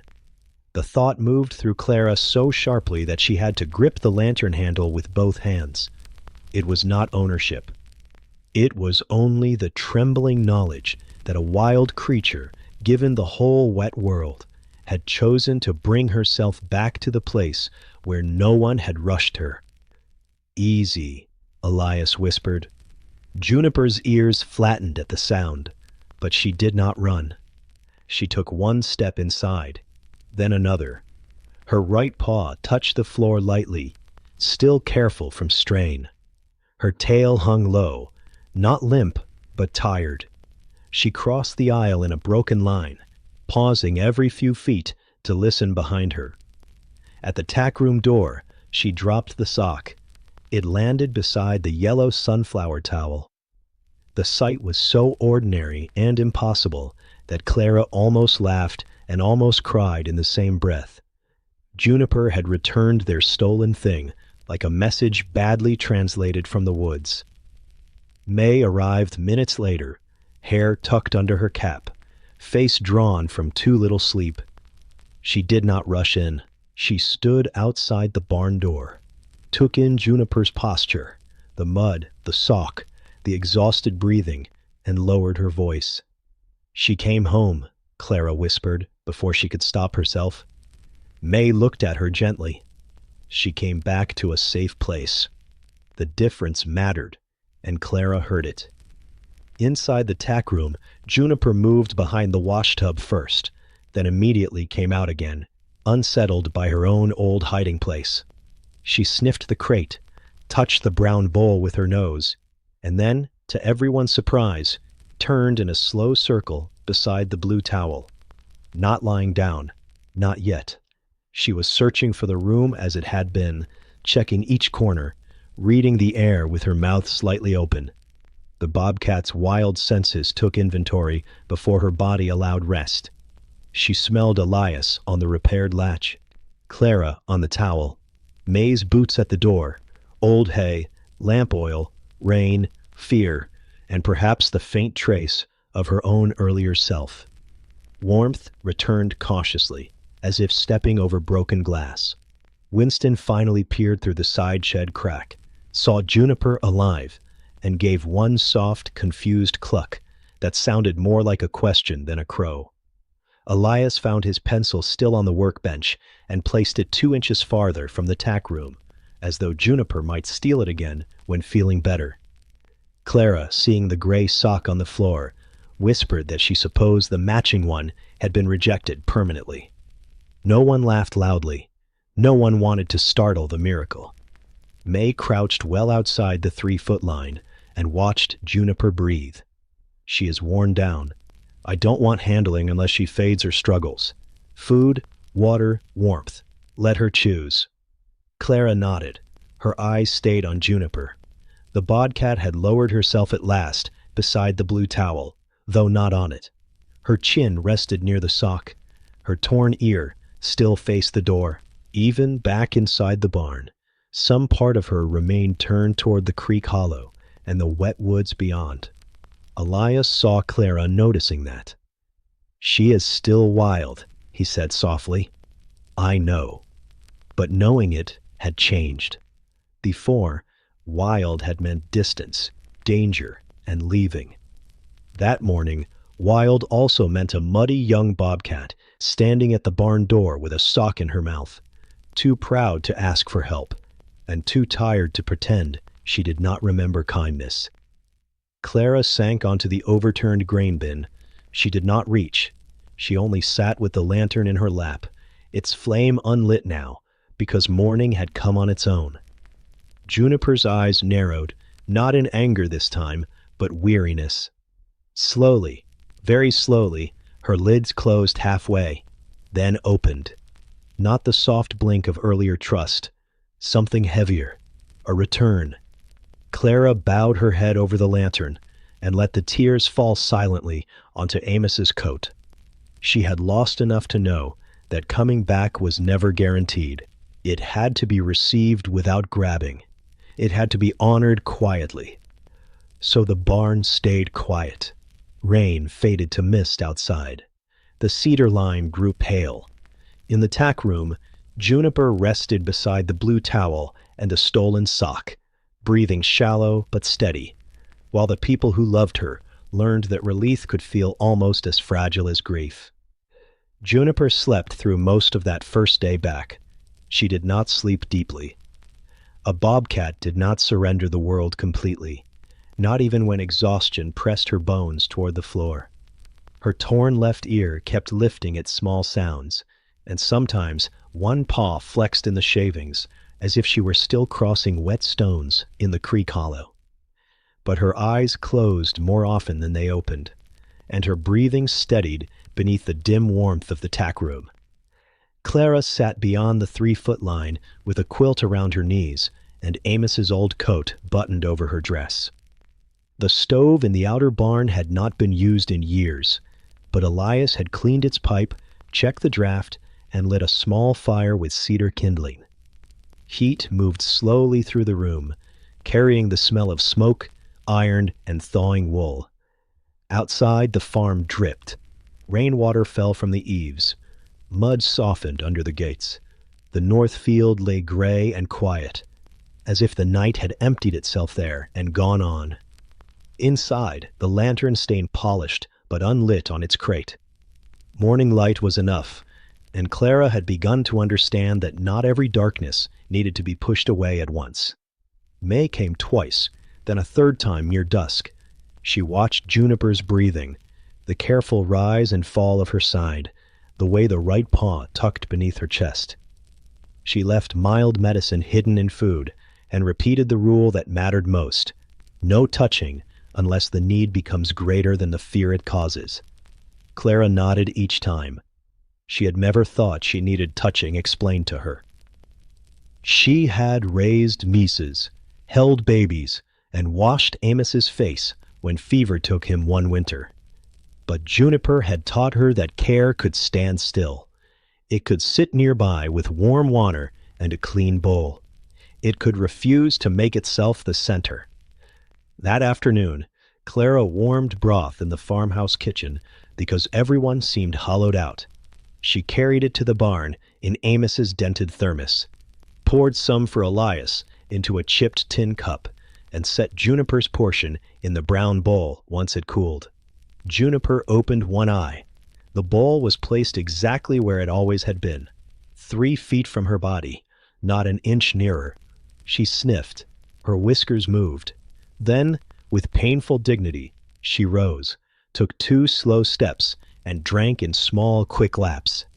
She never looked at the humans while doing it, which Clara accepted as a great compliment. "She is pretending we are furniture," Clara whispered. Elias sat on the milking stool, hands around the tin cup. Useful furniture. Quiet furniture. Rare in my case. Juniper paused, ears angling toward them, then continued drinking as if deciding the furniture was tolerable. Warmth gathered again in careful crumbs. Winston entered the barn, spotted the returned Bobcat, and tiptoed backward with such delicacy that his claws clicked one by one on the floor. May found Elias's missing pencil beneath the yellow towel and held it up like evidence in court. Clara discovered the gray sock had been moved during Juniper's sleep, dragged 6 inches closer to the blue towel, though the matching socks still lay untouched in a laundry basket. The small things saved them from staring too hard at the large one. Juniper had come back. The truth kept moving through Elias as he repaired the loosened hayloft panel for good. He climbed in daylight, secured 2 new boards across the frame, and hammered each nail with slow care so the sound would not rattle the tack room. Every few strikes, he stopped and listened. Below, Juniper's ear lifted, then settled. He remembered finding her above him in that same loft, a wild face in straw and shadow. He had thought then that rescue meant getting her down safely. Later, he had thought it meant keeping her alive long enough to leave again. But her return had made the word larger. She had not come back because the crate trapped her. She had not come back because humans had mastered her fear. She had crossed the dark with the sock in her teeth and chosen the barn after testing the woods. Choice made the tenderness heavier. When Elias climbed down, Clara was smoothing the blue towel with 2 fingers, though Juniper was not using it. "You keep fixing places she might leave from," Clara said. He looked toward the sealed loft window. "I keep fixing places storms can get in." Clara accepted the answer, but they both heard the other one beneath it. That evening, snow began again, softer than rain, small flakes landing in the mud. Elias brought in extra wood for the stove. Clara lit the lantern, not because the room was dark, but because the flame had become part of Juniper's map of safety. The Bobcat watched the match flare. She lowered her chin near the gray sock and gave a low, rumbling exhale. Not quite a purr, not domestic, not offered for anyone's pleasure. It seemed to come from a body remembering warmth after cold. Clara's eyes filled again, but she did not hide them. "She sounds like Amos's old tractor trying to start," she whispered. Elias looked at the Bobcat, then at the stove. More graceful. Barely. Juniper's tail tip thumped once against the towel. No one knew. Later, when May stepped outside, Clara and Elias sat in the barn's hush. The stove clicked. Snow tapped the roof. Juniper dozed beside the blue towel, with the sock under one paw, and her torn ear turned toward the door. Clara spoke without looking at Elias. I thought if she came back, I would feel less afraid of losing her. Elias rubbed his thumb over a dent in the tin cup. Did you? No. Clara watched the bobcat breathe. But I feel less afraid of loving her. Elias did not answer. He understood that difference. A closed barn, and a barn with a lantern in it. An empty kitchen, and a mug set out for someone who might arrive. Juniper shifted in her sleep, stretched her right paw, and set it down without trembling. No one cheered. No one moved closer. They simply saw it. And in the careful heat of the old stove, healing became exactly what May had promised it would be. Not a miracle that erased the storm, but a series of small permissions given by a wild creature who had survived it. The first sound was so small that Clara mistook it for the stove. A thin peep rose from somewhere beyond the tackroom wall, disappeared beneath the crackle of cedar kindling, then came again, softer than a hinge, softer than a mouse and straw. Clara paused with the water crock in both hands. Morning light slanted through the barn boards in pale strips, and dust moved through them like breath made visible. Juniper heard it too. The bobcat had been resting beside the blue towel, her right paw stretched forward now, without the old tremble. At the faint cry, her entire body changed. Her torn left ear turned toward the sound. Her whiskers flared, and a low note gathered in her throat. Not a warning exactly, but something deeper, meant for a life too small to understand danger. Elias, who had been oiling the gate latch, set the rag down without a word. The sound came again. This time it came from above. Not the tackroom, the loft. Clara looked up so quickly the water in the crock rippled over her fingers. The abandoned hayloft, sealed after the storm, held its gray shadows and old beams. They had checked it for drafts and loose boards. They had not searched every pocket beneath the straw. There had been no reason. Juniper rose. She crossed the barn aisle with tense, careful grace and stopped beneath the ladder. Her tail hung low. Her eyes went to Elias, then up, then back to him. It was not asking in the human way. It was demand and warning together. May had not arrived yet. Elias whispered, "Clara, call her." Clara was already moving toward the phone, but before she reached the door, another tiny cry trembled down from the rafters.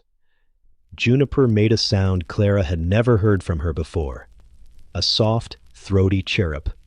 It was so tender and wild that Clara stopped, with one hand over her heart. The bobcat climbed.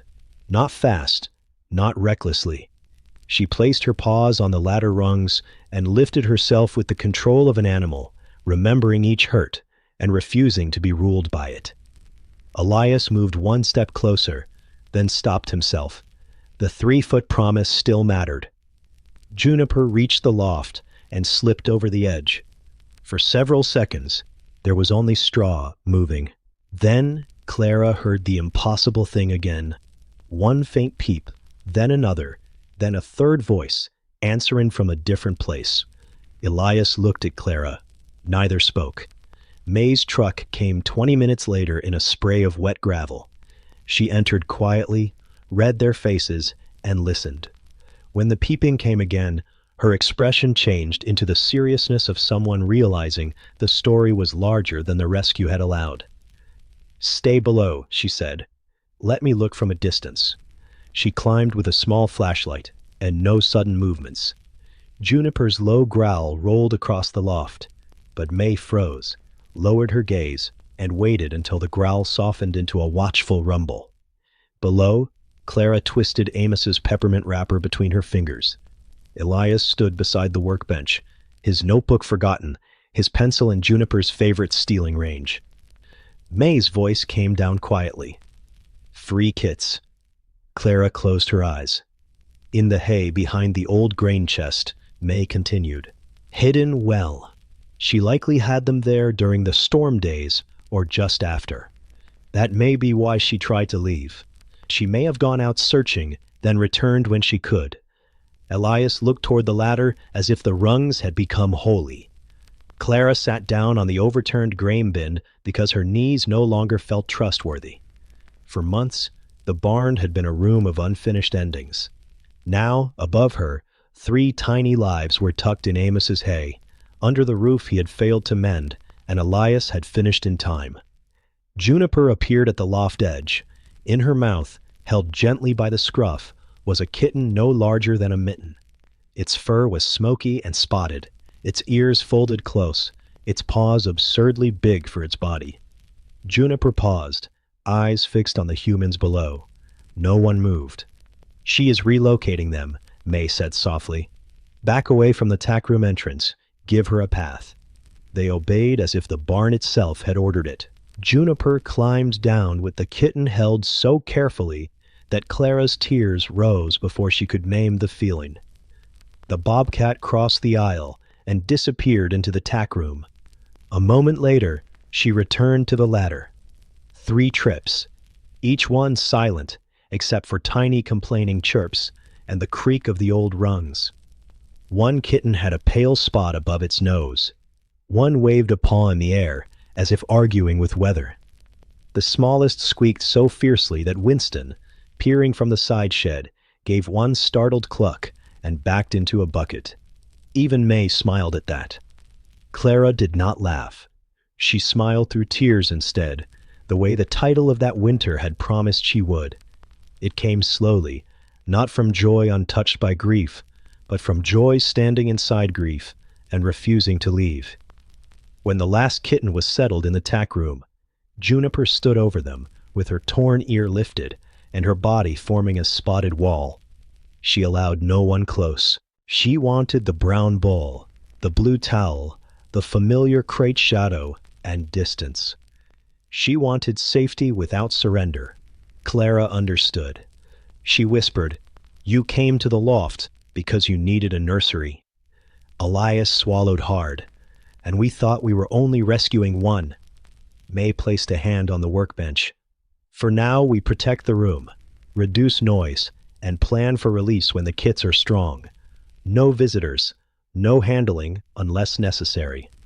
Clara nodded quickly. "No visitors." Winston clucked again from the bucket. "Except the sheriff," Elias murmured. Clara wiped her cheeks with Amos's sleeve, and the smile stayed. Above them, the loft lay open and quiet. Straw still dusted the beams. Rain stains still marked the boards. But the emptiness had been answered. In the tack room, Juniper curled around her 3 kits.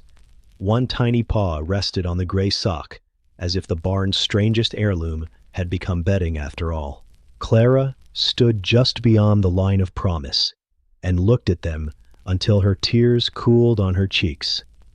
She had thought the farm had forgotten how to begin, but life, wild and wary, had chosen the hay dust, the lantern light, and the old barn to try. Spring did not arrive all at once on the Whitcomb farm. It came in patient pieces, softer mud near the gate, green spears beside the stone foundation, a robin testing one uncertain note from the apple tree. Snow remained in the shaded ditch beyond the north field, gray and stubborn, but the mornings had begun to smell of thawed earth and cedar sap. Inside the barn, the tack room had become a nursery, guarded by amber-green eyes. Juniper kept her 3 kits hidden for the first days after May discovered them. She allowed only glimpses, a small paw pushing against the blue towel, a smoky ear folding and unfolding in sleep. One tiny spotted face rising above the gray sock before Juniper's body curved around it like a gate. Clara named none of them at first. May had advised against it, gently but firmly. Names can make people forget the ending they owe wild things. Clara had nodded, though privately she gave them descriptions instead. Pale nose, loud one, smallest. She did not write those names down. She kept them in the soft, secret place where women kept the things they understood they could not keep. Elias built a second barrier inside the barn, not to cage Juniper in, but to keep the rest of the farm out. He repaired gaps near the lower boards, secured the feed room, and hung burlap over one window so the tack room stayed dim. Every latch was checked twice. Every nail was tapped flat. The hayloft window, once a danger, held firm against wind. Clara watched him work and said, "You are making a castle for a queen who dislikes visitors." "She already stole the treasury," Elias said, holding up his pencil. Juniper, from the tack room's shadow, blinked slowly but did not confess. Their rhythm changed again. Clara stopped bringing knitting into the barn because the yarn tempted the kids too much when Juniper finally allowed them to wobble beyond her side. Instead, she brought old towels to fold and refold, pretending there was a useful reason. Elias stopped whistling while he worked. May came on quiet boots and spoke in low sentences, checking growth, watching Juniper's weight, and planning for the day the barn would become only one small piece of the kitten's map. The kits grew faster than Clara expected, and not fast enough for her heart. One week, they were blind little bundles pressed against Juniper's belly. The next, they were stumbling over shavings with grave importance, pouncing on shadows, their paws too large and their balance too hopeful. The loud one tried to climb the overturned washtub and slid down backward into a pile of straw. Pale Nose sneezed at a cobweb and looked personally betrayed. Smallest, who had the boldest spirit in the tiniest body, discovered Elias's bootlace and fought it in silence, until Elias had to sit perfectly still for 7 minutes. Clara laughed more easily then, not loudly, not carelessly, but often enough that the sound no longer startled her. Juniper remained Juniper. She did not melt into sweetness. She watched every movement. She cuffed the air when Winston wandered too close to the side door. She carried each kit back by the scruff when they strayed toward the barn aisle, then gave Clara one look that seemed to blame humans for inventing open spaces. But she also chose, more than once, to nurse them while Clara sat beyond the 3-foot line. She ate from the brown bowl while Elias repaired a hinge nearby. She rested her chin on the gray sock, eyes half open as the stove clicked itself cool. Trust had become less like a bridge and more like a weather pattern. Some days clear, some days guarded, always changing, always real. When the kits were strong enough, May began preparing a soft release plan. The words made Clara's hands go still around the towel she was folding. "Not today," May said. "I know. Soon, though. I know that too." May looked toward Juniper, who was grooming Smallest with short, brisk strokes of her tongue, while the kid protested with tiny squeaks. "They need the woods before they learn this barn too well. Their mother knows that better than we do." Clara did not answer. Outside, the robin sang again, braver this time. The first outdoor step came on a warm afternoon, when sunlight lay across the barnyard in gold strips. Elias opened the small side door that led toward the cedar line, then backed away. May waited near the fence. Clara stood on the porch with the lantern in her hands, unlit in daylight, because she had not known what else to do with them. Juniper approached the door alone first. She sniffed the air. Her ears turned. Her whiskers spread. The world outside entered her body like an old song remembered after illness. Behind her, the kits tumbled near the yellow towel, unaware that a whole wild country waited beyond the threshold. Juniper stepped into the sun. She did not run. She stood in the barnyard, spotted coat bright against the mud, torn ear lifted toward the cedars. Then she looked back. Not at Clara exactly, not at Elias, at the barn, at the place that had been shelter, nursery, and promise. One by one, the kits followed. Loud One came first, bold until a grass stem touched his belly and made him hop sideways. Pale Nose stared at the sky as if it were too large to be trusted. Smallest marched straight toward Elias's boot, and Juniper turned so sharply that Elias froze mid-breath. I am not encouraging this, he whispered. Clara smiled through the ache rising in her. Your laces are notorious. The kits explored only 10 minutes that first day. Juniper kept them near the wall, leading them under the shelter of weeds, teaching them with body and silence. When a crow passed overhead, she flattened, and all 3 kits vanished into grass as if the earth had swallowed them. Clara felt a strange pride then. They were learning what they needed, not what humans wanted. For many days after, the farm lived between barn shadows and woodland edges. Morning brought the brown bowl, though less full. Afternoon brought the cedar line. Evening sometimes brought Juniper back to the tack room, kits tumbling behind her, smelling of leaves, rain, and the first small adventures of wild lives. Clara and Elias protected the quiet around them. They turned away curious neighbors. They kept dogs off the lane. They repaired the fence not to hold the bobcats, but to guide people away. May posted a discreet notice at the end of the drive and trusted Clara to enforce it with widowly steel. I can frighten church ladies, Clara said. I have seen it, Elias replied. By late spring, the kits no longer looked like fragile secrets. They climbed the low apple tree. They vanished under blackberry canes. They pounced on beetles, leaves, and each other with fierce, ridiculous purpose. Juniper watched from the stone wall, thinner now from motherhood, but strong-eyed and silent.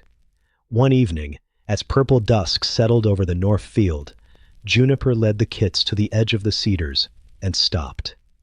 Clara stood by the barn door. Elias waited beside the repaired porch step. May leaned against the fence, arms folded. No one called. Juniper looked back once, torn ear outlined against the dimming sky. Then she turned toward the trees. The kits followed, 3 small shadows slipping after their mother into the green dark. Clara held the lantern at her side. This time she did not light it. By the second autumn, the barn no longer looked abandoned. It still leaned a little in the wind, and one corner of the roof still dipped where age had settled into the rafters. But the doors hung straight now. The porch step no longer threatened the mailman's dignity.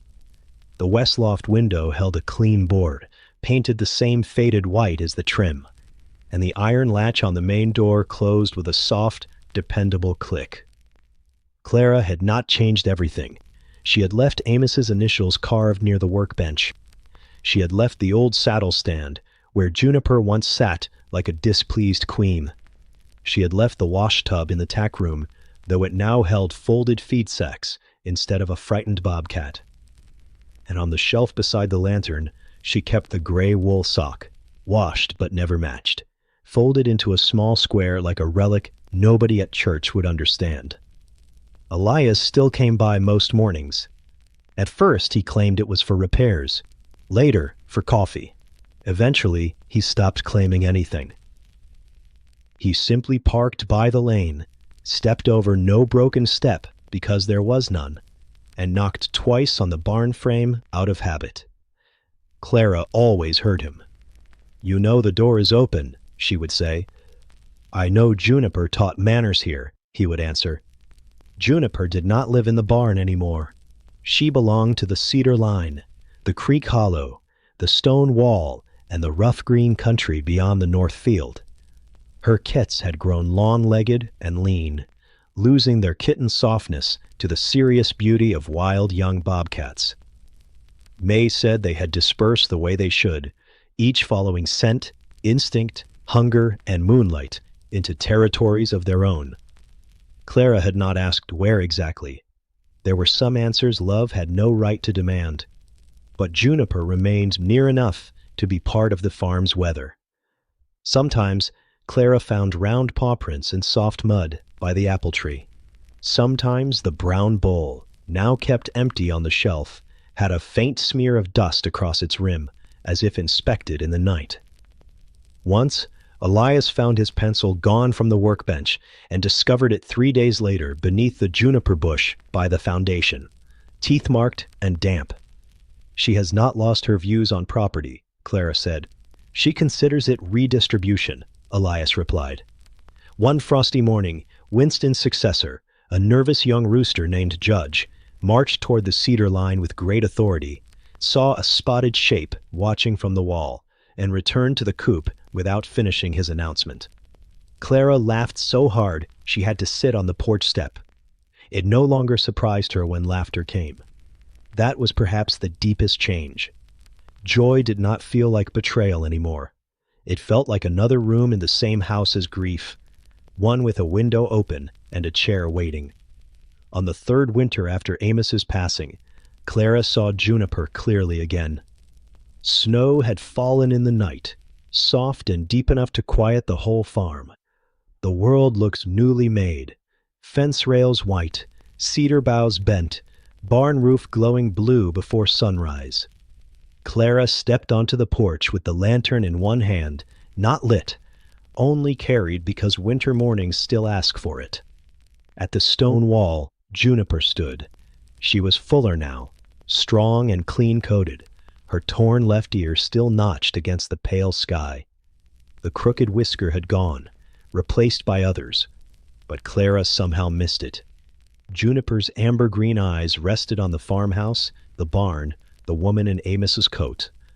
Beside her stood one grown kit, nearly as large as she was, with a pale mark above the nose. Pale nose, though Clara never said it aloud. For a long time, neither human nor Bobcat moved. The cold touched Clara's cheeks. Smoke lifted from the chimney. Somewhere behind her, Elias's truck slowed at the lane and stopped without turning in. As if he too understood, the visit had not been meant for noise. Juniper lowered her head. Not a bow, not a greeting made for humans, only a brief touch of her nose to the snow-covered stone, the same way she had once touched the edge of the yellow towel. Then she turned. The young Bobcat followed her into the cedars, their bodies appearing and disappearing between the trunks until the forest took them fully. Clara stood there until her fingers ached from cold. When Elias finally came up the drive, he found her smiling through tears, not because Juniper had stayed, but because she had not needed to.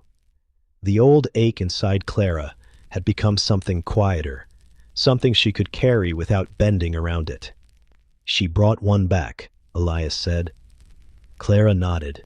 Just to show me the world went on. Elias looked toward the trees, maybe to check your manners. Later that day, Clara polished the lantern glass and folded the blue towel again, though it had been folded already. Elias fixed the loose hinge on the chicken gate, while Judge watched from a safe distance, deeply suspicious of craftsmanship. May stopped by with paperwork and left with cornbread. The farmhouse smelled of coffee, cedar smoke, and thawing apples. Life had not become simple. The farm still had storms. Clara still missed Amos most at dusk, when shadows stretched across the yard, and the barn looked for a moment the way it had when he walked toward it.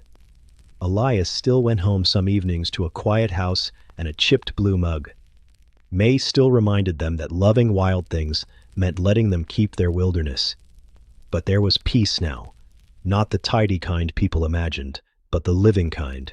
The kind with mud on its boots, paw prints by the wall, a rooster who lacked courage, and a widow who had learned that goodbye did not always mean emptiness. That winter night, Clara left the barn door unlatched, not open, not inviting trouble, just unlatched in the old way, with the brown bowl on the shelf, the gray sock folded beside the lantern, and the blue towel waiting where memory liked to rest. Outside, the cedar line stood dark beneath the stars, and somewhere beyond it, Juniper moved through the snow with her wild family, silent as breath, free as she had always been meant to be. The farm did not own her. It loved her better than that. The wind down came softly, the way snow settled on the old Whitcomb roof without asking permission. Years would pass, and people in Claiborne County would remember different parts of the story. Some remembered Elias climbing the ladder in his socks. Some remembered Clara carrying an unlit lantern across the yard, as if light could be held even when it was not burning. May remembered the 3-foot promise. Clara remembered the gray sock in Juniper's mouth at dawn. The barn remembered all of it. It remembered the scrape in the loft, the low hiss behind straw, the first slow blink, the tiny cries hidden above the rafters, and the morning a widow smiled with tears on her cheeks because life had returned in a shape she could never have planned. And now, as this story rests, the camera would pull back from that farm, from the repaired porch step, from the cedar lime, from the folded blue towel, from the lantern glass shining faintly in the dark. Somewhere in the woods, a bobcat's torn ear turned toward the wind. Somewhere in the farmhouse, Clara slept with the window cracked just enough to hear the night. And somewhere in the quiet between them, the bond endured without cages, without claims, without needing to be seen every day. Thank you for staying with Clara, Elias, and Juniper to the end.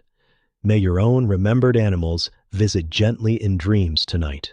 May the house around you feel warm, the dark outside feel kind, and the last image in your mind, the small barn lantern glowing softly while wild paw prints fade into clean snow. End of story. Sleep gently, friends.